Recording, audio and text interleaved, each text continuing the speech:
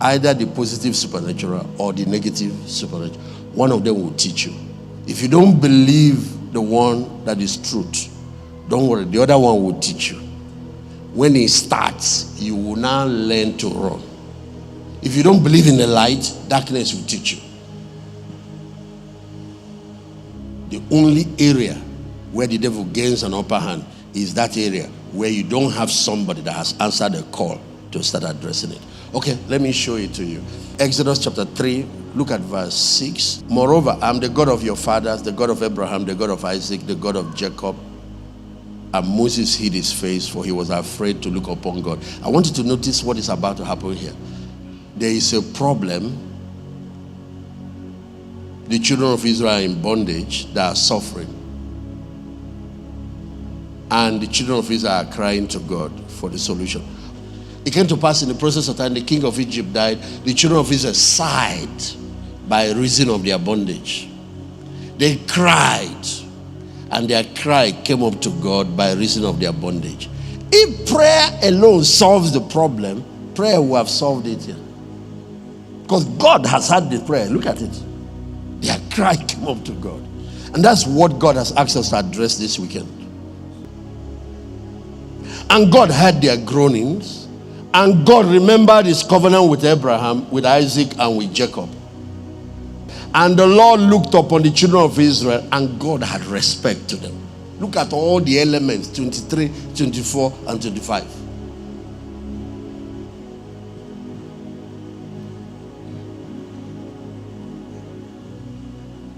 You have seen their suffering. You have heard their crying. They are groaning. You even have respect for them. And now you have remembered the covenant you made to their fathers. How you promised that you would deliver them. Why didn't you now do it? No. There is a lesson here. God does not walk on earth except he finds a man. What delays the answer to many prayers is this element. There is a second thing that delays answers to prayer, but it's not my subject today. Majority of the things that people are crying to God, and it has not happened. Do you know what the problem is? A human agent that will be used to bring it to pass.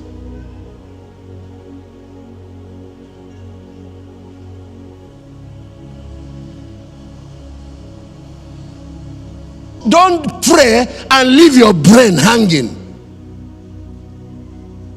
Don't pray and hang your brain in the wardrobe.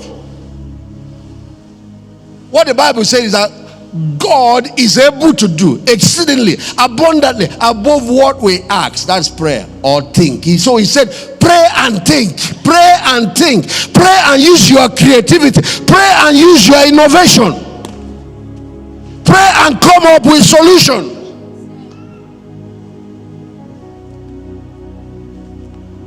God told me I'll be a billionaire. You come and be. Prayer is the first element. But that's why the Bible said that faith without works is what? If God does not find a man, the bondage and the suffering continues.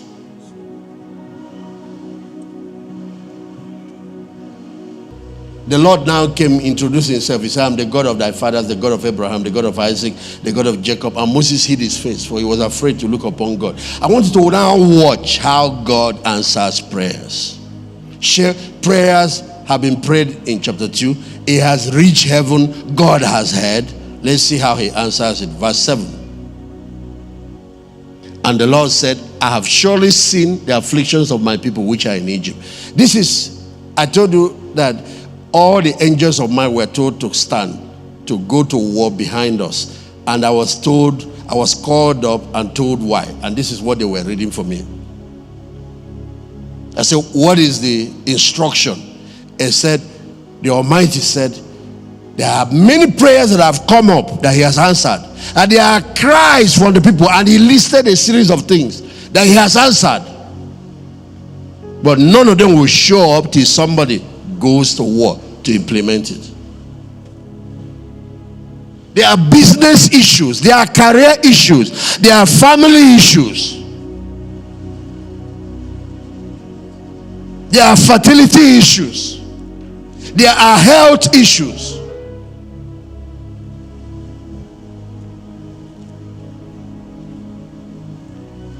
Here, God is talking. There, angel of God was talking directly. This is the instruction. You know, before Joshua went to attack the land of Jericho, the captain of the Lord's army had to appear and give him direction.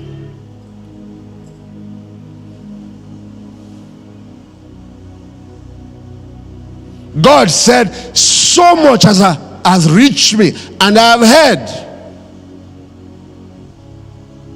but nothing will happen on earth till I find a man that will do the implementation.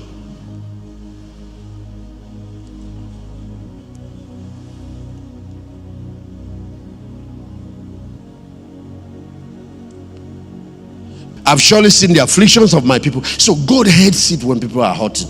God hates it when people are suffering. God hates oppression. God hates when people are in pain.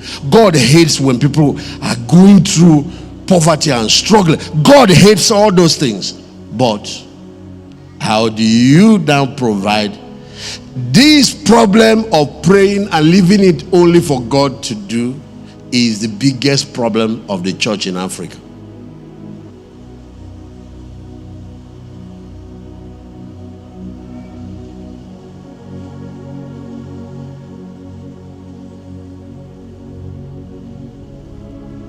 You know what is interesting here? The person talking is God. He's the one saying, I've seen their affliction, I've seen their problems. Who is God talking to? A human being. A human being. I thought it should be a human being telling God, see the problems, come and help. Now God is telling a human being, see the problem, you have to go and help. It's a mistake that has hindered many believers. They pray and then they sit waiting for a result. You are going to wait for many years. When you finish praying, go into action. When you finish praying, go to war. Once you secure divine backing, that means you can't lose.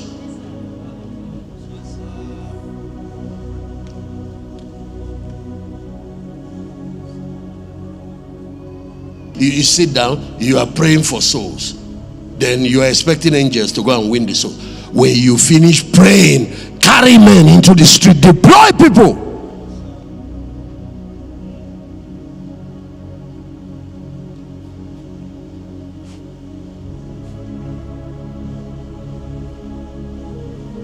I've heard their cry by reason of their tax master, for I know their sorrow. You can see God's heart is broken. What these people are going through. But look at verse 8. I am come down to deliver them out of the hand of the Egyptians. This part got my attention because God said, I have come down. I thought when God comes down, then problem is solved. God came down, nothing happened. I have come down to deliver them out of the hand of the Egyptians, to bring them up out of that land unto a good land, a large, unto a land flowing with milk and honey, unto the You see, where he's taking them is the place of the Canaanites, the Hittites, the Amorites, the Perizzites, and the Hivites, and the Jebusites.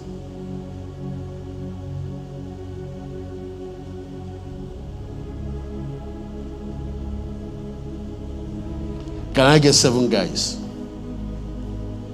Here. Here.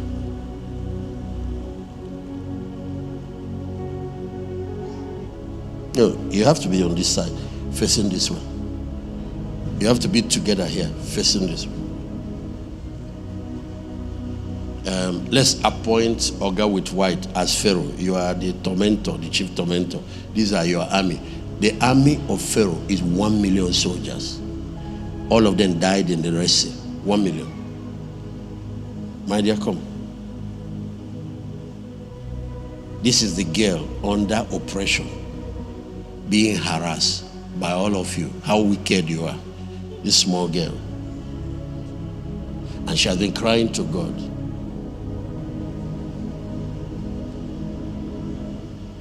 You come. Come. Here. I'm looking for someone that will look like God. Who is God here? But Pastor, come.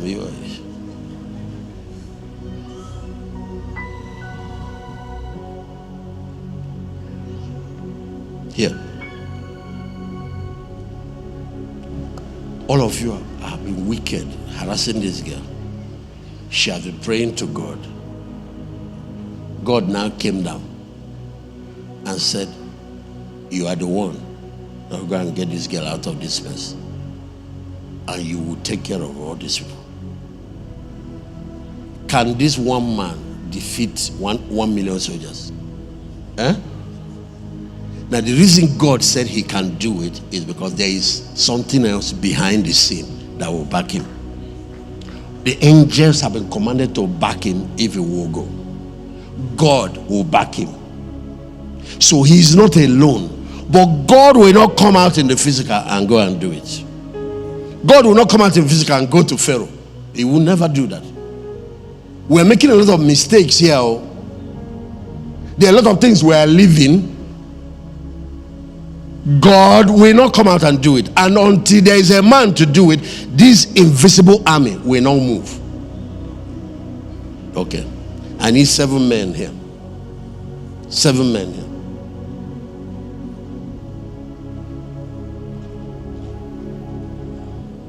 I want to make it fast so that you guys will understand.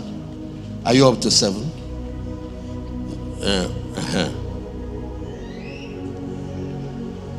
So Moses comes to do his work, and God said, when you bring her from the oppression of the Egyptians, you're going to take her to a promised land where her destiny is, where her inheritance is, where her prosperity is. But after she's free from the Egyptians, another wahala, see them. These ones are the Canaanites, the Hittites, the Amorites, the Jebusites. Where your inheritance is also occupied. So there are 2 battles. There are 2 battles. I want you guys to listen now. Tomorrow you will see me dealing with all kinds of things. What I will even ask, can you tell when I'm doing Egyptian ministry and when I'm doing Canaan ministry? When I'm in Canaan, we are talking about possessing your inheritance. That's where your destiny, that's where dominion is. This thing is called moving from deliverance to dominion. The problem with Egypt is that you're fighting normal soldiers. The problem with Canaan is that everybody there is a giant.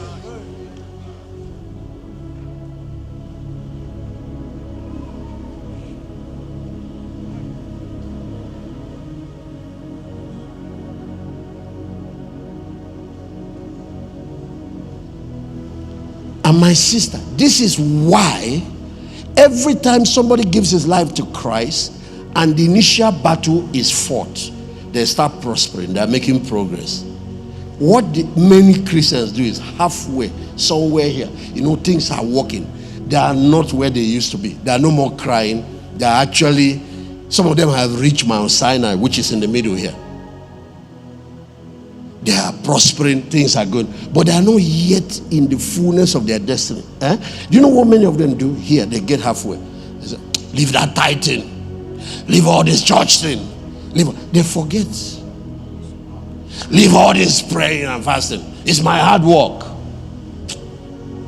It's talent.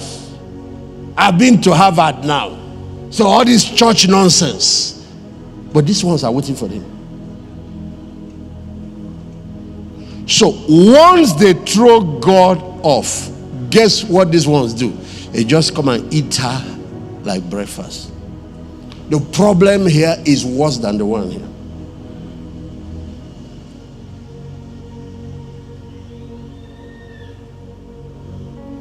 The problem here, you exit it by faith in the finished work of Christ.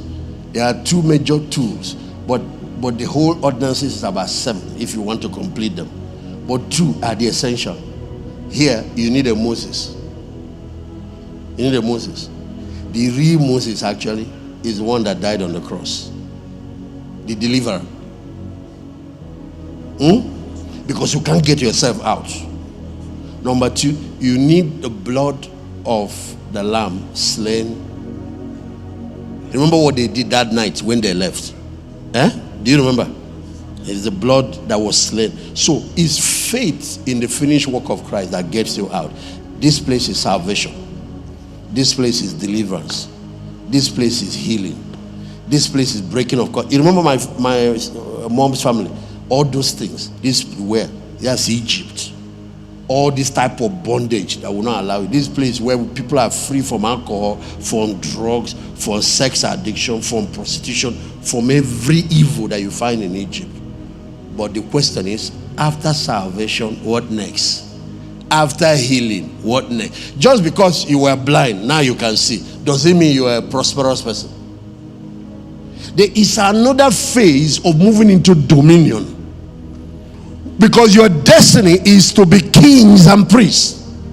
Your destiny is to be the head and not the tail.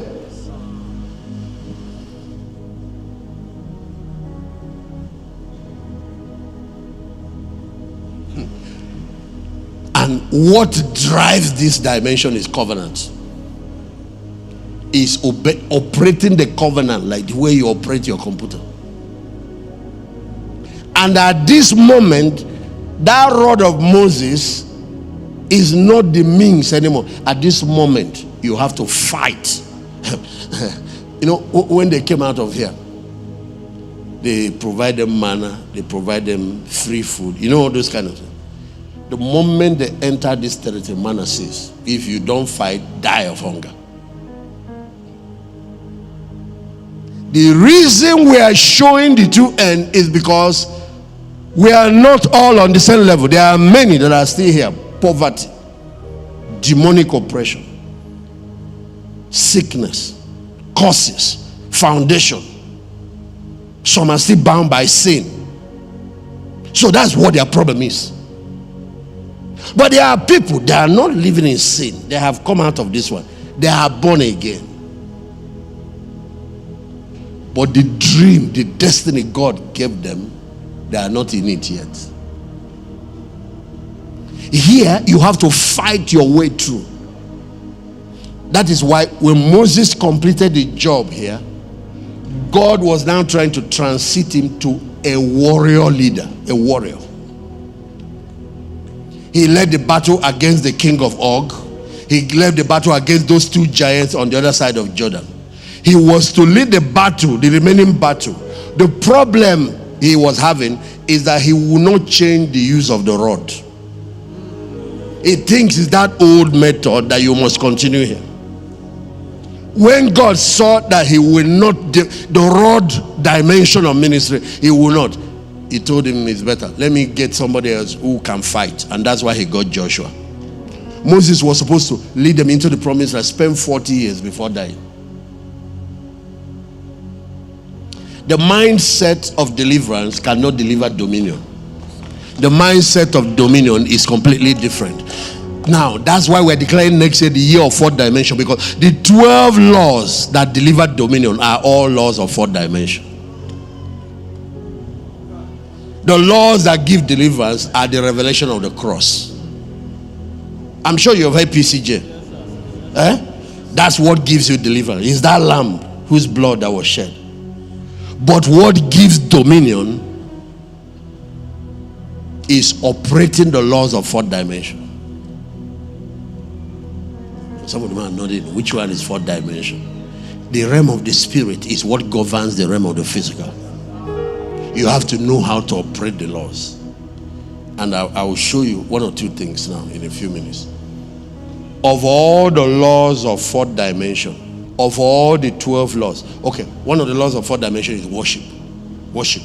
You will see many times the children of Israel were going to battle as they were worshiping, and the enemy was discomfited.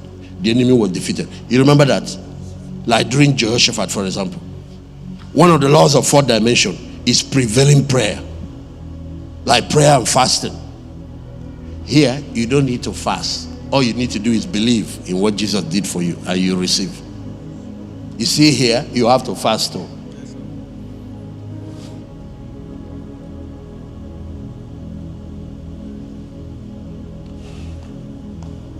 But of all the 12 laws, revealed in scripture, the greatest law is sacrifice.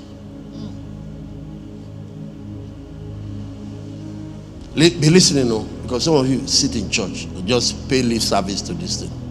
He said, DP, I gave something in January. I also gave in June. I don't understand why nothing has changed. Nothing will change till you understand what sacrifice is. When God lost this universe and Adam has committed high treason and he transferred the dominion he was given to the enemy. If you want to understand what really happened, a man labors and builds a company and he hands it over to his son. And somebody deceives that boy to sign the document transferring all. And because he signed it, it becomes legal. So from the day Adam committed this treason, Satan took over and became in charge. And the man that was in charge was kicked out. Satan became the god of this world. That's how he became the god over the third dimension. Third dimension was given to man to rule, while we operate from the fourth. Third dimension is the natural world and everything in it, including money.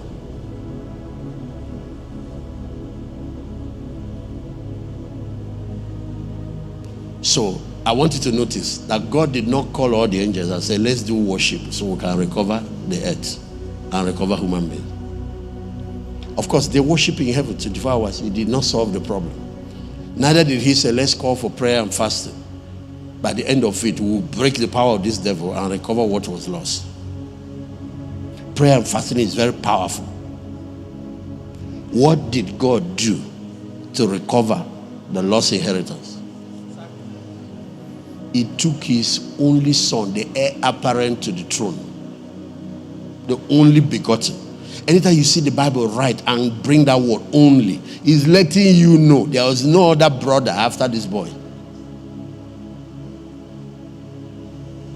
And sacrifice him on the altar. That's why today you have about 2.7 billion and we are not through. We will soon double it. Christians. Because this earth is a contested property. Because it was the person we put in authority that signed away the document, transferring it to Satan. So Satan has legal ground here.